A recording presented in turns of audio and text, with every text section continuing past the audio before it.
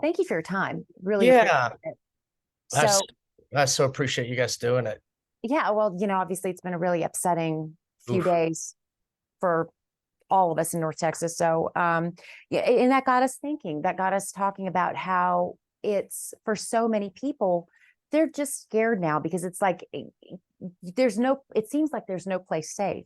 You can't go to No. church, you can't go to the Yep. mall, you can't go to a concert, you can't go to school. I mean, it seems like there's no safe place. I know. So I know. I guess so. So what we want to know is, what is your advice to Yeah. people? What is your advice to North Texans and to anyone really about how they should act, how should they should be when they go Yeah. out, and because we don't want people to be cloistered at home or feel like they No. have to be. Yeah. And I love the way you said it is it feels like there's no place that's safe. And if you think about it, we all go places that are new to us, whether it is a concert or to church with a friend or late at night from a restaurant to a parking lot. And we're aware of our surrounding, right? We call it situational awareness as a fancy term of, I just realized, I'm just being aware of my surroundings. We've expanded the need to do that to places that we never had to do it. And we have to guard against that growing into anxiety and fear. It's a little bit of worry, but a little bit of worry helps us do well. It helps us show up to work. It helps us study for the exams. It helps us to make good decisions as parents. But if we let it run, we'll end up isolated, disengaged, and not living a meaningful life. And then we will physically and psychologically suffer. You kind of said it well. It's like almost like there are three phases to this. You can have worry, it can be elevated to anxiety, and elevated further to fear. So how do you keep that worry, that normal situational awareness, which is Mhm. good, from converting and advancing to Yeah. something more serious? And that's where fear is such an emotional thing that we have to step back and just breathe and go, okay, we need our best thinking. And so we tend to lump all that as one thing, and it's not. And when we separate it, it actually helps us develop a strategy. So worry is usually just something that we're thinking and wondering or preparing for, right? At that right level, it improves performance. It doesn't involve our body. It's not that fight or flight response. And if we let it grow and sort of unchecked in our head, it can spill into anxiety where now my body is starting to trigger that fight or flight response. And instead of it being just one event or going to church, anxiety is spreading right to this situation and that situation, the grocery store, because it's left unchecked and we feel it physically. And if we don't manage that, then when we go out, we'll have a fear response, which is even more severe. And fear is literally that it's about to happen. It is a full blown fight or flight response that for some people can be a panic attack. Right. And you go, okay, well, when it's appropriate to a situation, it's great. It's how we survive or avoid an accident or have a safe route away from something. But when we don't need to have that, it's exhausting to our bodies, and our physical bodies will start to break down. If you think about when you've almost had a car wreck and you avoided it, we all have that same, oh, we just feel like the bottom drops out physically. That's what we're risking when we accidentally trigger that fearfulness in multiple locations and situations. And it's so bad, it seems like a better decision to avoid it. No, that is the worst decision. So it's not a good idea to avoid that situation, but you, in terms of like where you actually are, right, that place where you are, but you do want to avoid the fear. So how do we get to that place if we feel like I'm really starting to feel anxious? How Yeah. do we tap those brakes? Yeah. And so that honestly, the fastest thing we can do is take that big, deep breath. They call it, right? We all know fight or flight. What's the opposite of that slows us down? It's called rest and digest. And so when you take that big breath, and we've all had that occasion, that automatically slows our body because it gets our best thinking back online. Because in the fight or flight response, I don't need to do calculus. I need my body to react quickly. And so when we feel anxiety growing, just step back and go, okay, does it match the current situation? And is my mind running with sort of catastrophic thinking, like it's going to happen, or I bet this, and go, okay, I need to settle. What is the data to make me think that I'm currently about to be in jeopardy? And what we'll do is falsely trigger that. And we have to be fair and look back and go, okay, I didn't need to trigger that. I actually didn't see anything in my environment that led me to be concerned or hear anything. And that's what makes these things so difficult, is as horrible as they are, it's hard to predict because they're such low frequency events. And that makes it incredibly problematic for us. Because it seems like it is happening more and more, and you can't turn around without another event happening, but they really aren't happening with great frequency. And that is true. They are happening more frequent, but it's still such a low frequency event that it's extremely difficult to predict. Because we see people, like we've learned about this individual in Alan, that you look after the fact and go, is it surprising? Well, based on what we now know, it seems like, no, it's not surprising, but there are a lot of people that have those thoughts and comments that never act on them. And then there are people that never have those comments and thoughts that still act on that behavior. And that's the challenge for law enforcement, for politicians, even for us as society, of what can we do at a high level to start to decrease the likelihood and the frequency of this? And we can. We've been paralyzed politically. But for us individually, be mindful of your surroundings, be mindful of what your thoughts are and your emotions, and look to settle them. It's okay to be a little situationally aware, but are you doing that in every environment you're in? Because you should be settling. And if you're not settling, then you may need to work on some psychological skills and tools to help you navigate that better. So what are some of those psychological tools besides the rest and digest? I've got to tell you, if you're not familiar with it, Google search it. It is incredibly powerful to get your thinking back online. And so, well, first, be aware of how much you're consuming. I've worked with a lot of you guys in media, and y'all have to consume so much really difficult, painful information that you learn to manage it better and not overconsume it.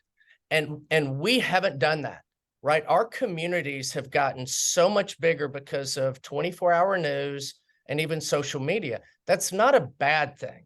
But if you're vulnerable to worry and anxiety already, be mindful of how much you're consuming. Remember the old days when we had a newspaper and we would catch the 12 o'clock news or the 5 o'clock or the 10 o'clock? That was good enough. And then we went back to living. If you're over consuming, you may be accidentally increasing your own anxiety. You have enough information to prepare and to be thoughtful situationally. Now go live. More is not better. And you have to manage the source of your news. Like, watch you guys. You guys that are professionals have a standard and an ethic that does not exist in social media. So get your news from a reliable source.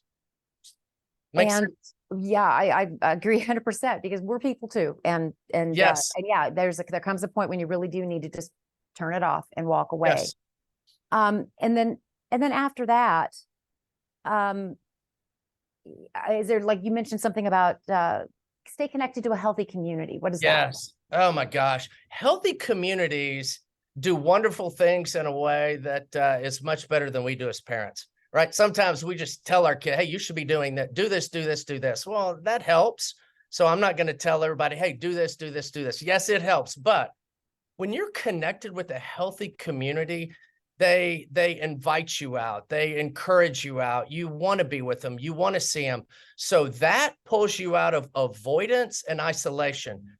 Those things are terrible when we're worried. And so be around that community. And if it's the right community, you can help to have more balanced thoughts, feelings, and even some ideas of how to manage it so that you're safe. that you feel safe. And they'll remind you of things that are really important to remember. Like, in spite of it being so emotional, this doesn't happen very often. I know it happened close to us, all of us here, and it feels totally different. But we have to come back to, it doesn't happen that often. And it's hard because it's so painful and tragic when it does. So that community helps to sort of check and encourage healthy, more realistic thinking and strategies, and being encouraged out. And anything we can do to stay engaged and be out, that helps us. And just be fair and examine your own behaviors. Are you starting to act in ways that look like avoidance or isolation? And when we do that in multiple areas, it is terrible for our psychological and physical health. Look at COVID. We got really fearful of an unknown virus. Fair. We should be cautious and worried, but based on your own risk factors and environment and community, that's what we always have to consider. And not just this blanket, be afraid of living. And we have to do the same thing with this, is just examine your behaviors and what you're telling loved ones, right? So especially what you're saying to yourself internally. I have people sometimes that I'll be working with in a session, and they'll say something out loud, and I'll ask them a question, and they'll say, "Oh, I shouldn't have said that out loud." And I'm like, look, that's the least of your worries. You've been saying it to yourself dozens of times before you ever say it out loud. And it's those things we say to ourselves that show up in our behavior. Well, we don't want our kids to go do that, or we don't want our friends to go and do that. And you go, ooh, it sounds like I'm really excessively worrying to the point that I'm physically uncomfortable. Okay, well, work on some of these things. You may also need to talk to a counselor. It doesn't mean you need therapy, but you may need some visits with somebody to help coach you through, how do I navigate this better? Because I don't want my kids to develop worry and anxiety. I don't want them living like that.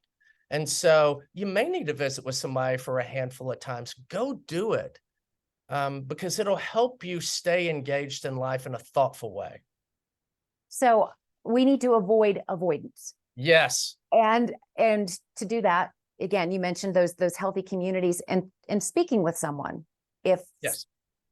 And folks, it seems like it's kind of hard. A lot of people these days, maybe want to reach out to somebody in the mental health field, and to get an appointment can be challenging. What do you recommend to people who are just running into stumbling blocks because there's nobody around who can talk to them?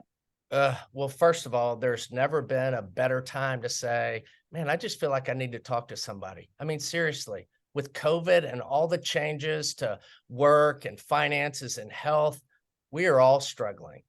And it doesn't have to be a professional. It doesn't. And I'm a professional.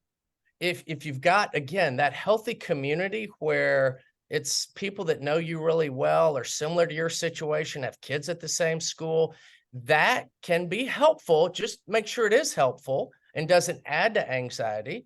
Or sometimes it's one of your kids' coaches or a pastor or a physician, or even a really good friend that can talk you through some really thoughtful ways to navigate this. But be listening for, is this helping or is this increasing my anxiety? But if you want to reach out to a professional like myself or somebody at Innovation 360 or Pathway, or some of the online resources that have started since COVID, the telehealth has really expanded. So it doesn't matter where you live. If there's not somebody in your area, there are some virtual resources that you can connect with, and just be real clear what you're looking for. Hey, I need help managing my excess worry and anxiety. All these things happening in the community and my kids, I need some strategies to navigate this. So it's easier than ever to step into those things without having to wait. Is there anything else you think our viewers should know? Any other takeaways that could help? Remember, social media is neutral. It's not good. It's not bad. Use it thoughtfully. And when you're doing things that encourage you, that fill you with the things that you love in life, it's a counterbalance to those things that really are difficult, that weigh on us, that it's okay to be a little bit worried about, but I shouldn't be fearful. And so look to whether it's podcasts or books or people that put things out that are encouraging or inspiring. And the same with the news. Gravitate to sources that help you manage life better, because this is new for all of us. And so we're all having to develop better ways to be aware and not fearful.